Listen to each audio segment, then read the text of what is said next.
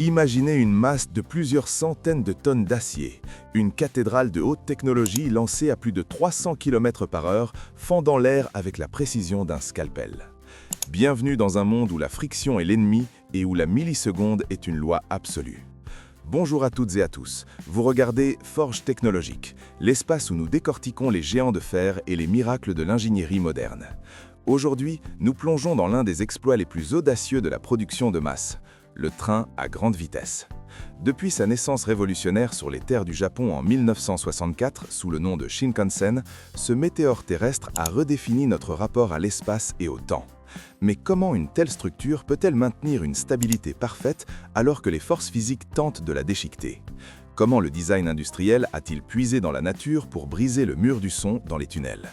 Restez avec moi jusqu'au bout, car nous allons explorer des processus de fabrication que peu de gens ont la chance de contempler. Avant de lever le voile sur ces secrets industriels, j'ai besoin de votre énergie pour faire grandir cette forge. Si vous êtes passionné par la technologie qui façonne notre monde, faites-le savoir. Cliquez dès maintenant sur le bouton « J'aime » pour soutenir ce travail de recherche. Abonnez-vous à la chaîne pour rejoindre notre communauté d'observateurs curieux. Et n'oubliez pas d'activer la cloche. Et surtout, préparez vos claviers. Durant cette vidéo, je veux savoir quelle information ou quel détail technique a le plus changé votre vision de la vitesse. Votre commentaire est le moteur de nos prochaines analyses. Entrons maintenant dans le cœur de la machine.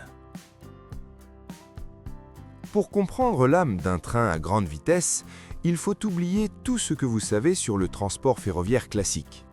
Nous ne parlons pas ici de simples wagons posés sur des rails, mais d'un écosystème complexe où chaque micron compte, où la métallurgie rencontre l'aérodynamique spatiale. La genèse de ce titan commence dans les fonderies de précision, là où l'acier n'est pas simplement coulé, mais sculpté par des alliages secrets destinés à supporter des contraintes thermiques et mécaniques inimaginables. Entrons dans l'atelier de forge des rails. Contrairement aux lignes régionales, les rails de haute vitesse sont des chefs-d'œuvre de continuité. Dans l'industrie traditionnelle, les joints entre les rails provoquent ce martèlement rythmique que nous connaissons tous. À 320 km/h, ce choc répété briserait les essieux en quelques jours. C'est pourquoi les ingénieurs utilisent la technique de la soudure électrique par étincelage.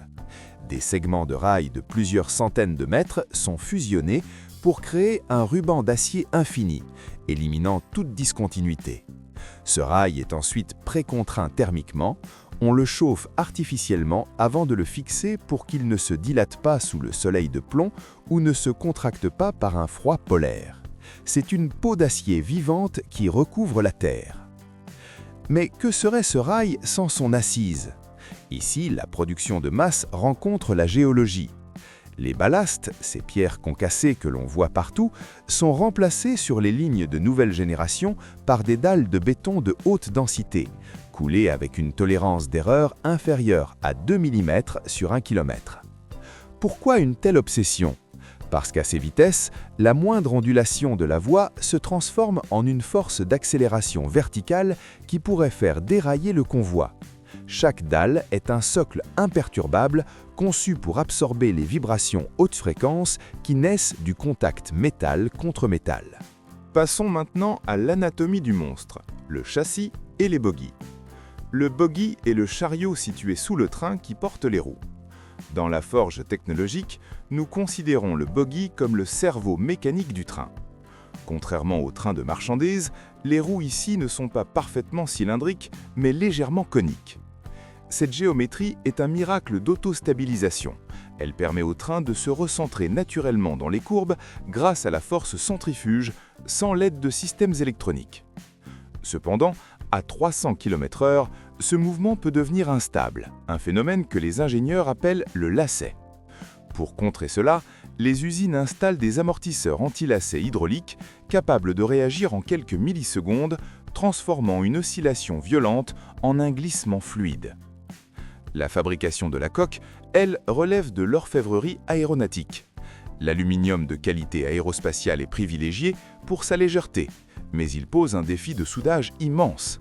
Les usines utilisent le friction stir welding ou soudage par friction malaxage. Au lieu de faire fondre le métal avec une flamme, un outil rotatif mélange les deux parois à l'état solide, créant une jointure plus solide que le métal d'origine. Cette technique permet d'obtenir une structure monocoque d'une rigidité exceptionnelle, capable de protéger les passagers même en cas de collision frontale, tout en réduisant le poids total de la rame de plusieurs tonnes. Parlons de la pénétration dans l'air, car c'est là que la physique devient impitoyable. À basse vitesse, l'air est un partenaire. À haute vitesse, il devient un mur de briques. Chaque rivet, chaque poignée de porte, chaque interstice entre les wagons créerait des turbulences génératrices de bruit et de consommation d'énergie. C'est pourquoi la carrosserie est lissée à l'extrême, avec des carénages qui recouvrent même les roues et le dessous du train. Le nez du train, long et effilé, est conçu pour compresser l'air de manière progressive, évitant l'effet de piston lors de l'entrée dans les tunnels étroits. Enfin, le système nerveux central, l'électronique de puissance. Sous chaque siège, ou presque, se trouvent des onduleurs à transistors bipolaires à grille isolée IGBT. Ces composants transforment les 25 000 volts de la caténaire en un courant modulable qui alimente les moteurs asynchrones. Contrairement aux anciennes locomotives, la puissance est aujourd'hui distribuée. Imaginez une équipe de sprinteurs dont chaque membre posséderait ses propres muscles dans les jambes, travaillant en parfaite synchronie via une fibre optique qui traverse tout le train. Cette synchronisation permet de maintenir une adhérence maximale sur les rails, même par temps de pluie, grâce à des systèmes d'antipatinage ultra rapides qui ajustent le couple moteur des milliers de fois par seconde. C'est cette somme de détails, cette accumulation de technologies invisibles qui permet au train à grande vitesse de défier les lois de la nature tout en restant le moyen de transport le plus élégant de notre ère industrielle. Pour comprendre l'excellence du rail, il faut parfois lever les yeux vers le ciel ou plonger dans les rivières. L'une des curiosités les plus célèbres de l'industrie ferroviaire japonaise réside dans une petite créature ailée, le martin-pêcheur. Imaginez le défi des ingénieurs du Shinkansen dans les années 90. Chaque fois que le train entrait dans un tunnel à 300 km/h, il compressait l'air à une telle vitesse qu'une onde de choc se propageait, provoquant un bang sonore assourdissant et assorti, capable de briser des vitres à des kilomètres à la ronde. C'est ici que la métaphore de la nature entre en jeu. Le martin-pêcheur plonge de l'air, un milieu peu dense, vers l'eau, un milieu beaucoup plus dense, sans presque aucune éclaboussure, grâce à la forme unique de son bec long et profilé. En calquant le nez du train sur cette géométrie aviaire, les ingénieurs ont non seulement éliminé le bruit de compression, mais ils ont aussi réduit la consommation d'énergie de 15% tout en augmentant la vitesse de pointe. C'est l'industrie qui s'incline devant la sagesse de l'évolution. Mais la quête de la vitesse pure nous mène à une autre frontière, celle où l'on abandonne le contact même avec la Terre. Entrer dans le monde du maglev, ou lévitation magnétique. Ici, nous ne fabriquons plus un train, nous construisons un avion sans ailes qui vole à 10 cm du sol. La métaphore industrielle est ici celle du coussin invisible. En utilisant des électroaimants supraconducteurs refroidis à l'hélium liquide à moins 269 degrés Celsius, le train génère une force de répulsion si colossale qu'il soulève des rames de plusieurs dizaines de tonnes. Sans friction de roulement, la seule limite devient la résistance de l'air. C'est un balai électromagnétique d'une précision atomique. Chaque milliseconde, le système ajuste l'intensité des champs magnétiques pour maintenir le convoi parfaitement centré dans son guide en béton, même à 600 km/h.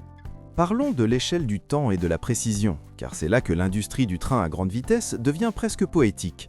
Au Japon, la ponctualité moyenne du Shinkansen se mesure en secondes.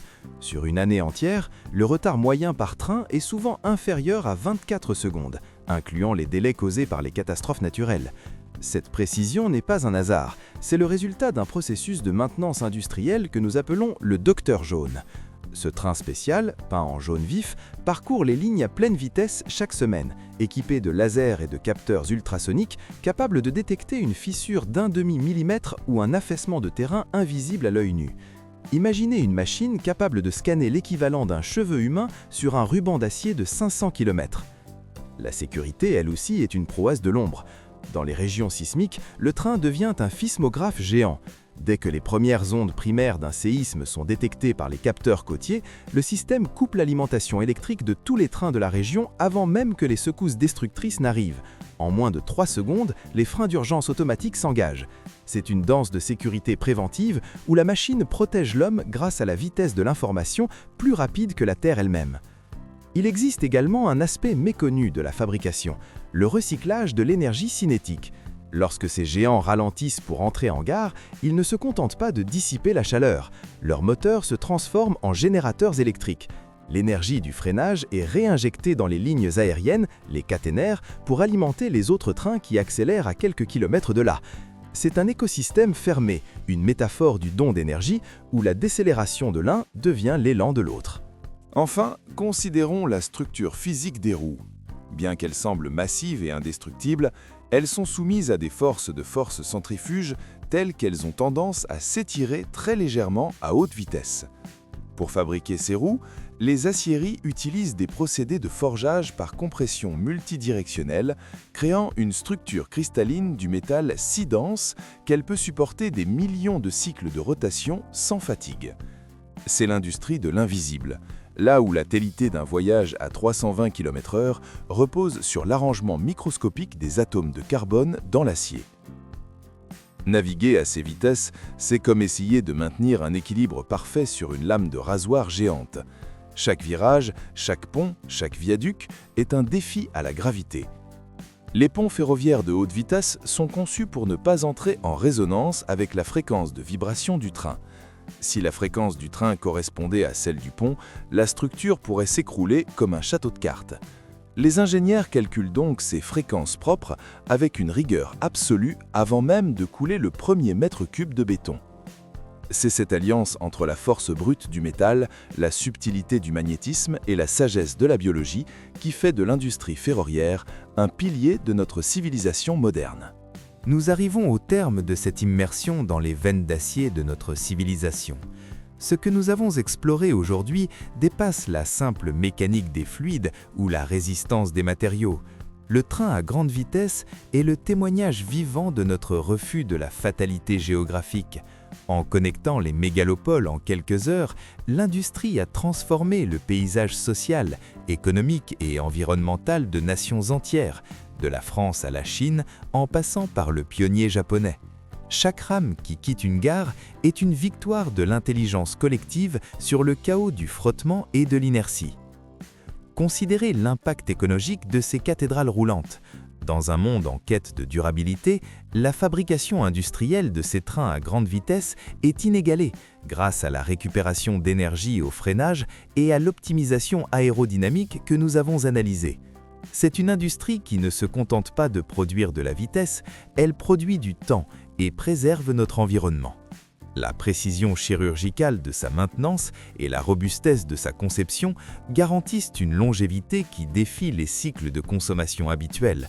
C'est le triomphe de la durabilité sur l'obsolescence. L'avenir nous promet des révolutions encore plus audacieuses. Alors que les lignes maglev s'apprêtent à franchir la barre des 600 km/h, nous effaçons la frontière entre le sol et le ciel. L'ingénierie continue de repousser les limites de la physique, explorant des tubes sous vide pour le transport Hyperloop ou des matériaux composites encore plus légers et résistants. Mais derrière chaque bit d'information et chaque tonne d'acier, il y a des milliers d'hommes et de femmes, ingénieurs, soudeurs, conducteurs et techniciens de maintenance qui veillent à ce que cette danse de métal reste d'une sécurité absolue. Si ce voyage au cœur de la haute technologie industrielle vous a fasciné autant que nous, votre soutien est notre plus grand moteur. Ce documentaire est le fruit d'une recherche passionnée pour vous apporter le meilleur de l'ingénierie mondiale. N'oubliez pas de liker cette vidéo pour nous aider à toucher plus de passionnés. Abonnez-vous à Forge Technologique et activez la cloche pour être les premiers sur le quai lors de nos prochaines sorties. Et avant de nous quitter, partagez avec nous votre réflexion dans les commentaires. Quelle technologie présentée aujourd'hui vous semble la plus révolutionnaire pour le futur de l'humanité? Votre participation est ce qui rend cette communauté unique. La vidéo d'aujourd'hui se termine ici. Merci de nous avoir accompagnés jusqu'au bout de cette exploration technique. Très bientôt, un nouveau contenu arrivera ici, chez Forge Technologique, révélant davantage de processus complexes, d'ingénierie de pointe et de secrets fascinants du monde industriel. Restez curieux, restez connectés. À la prochaine vidéo. Que Dieu vous bénisse et garde votre foyer.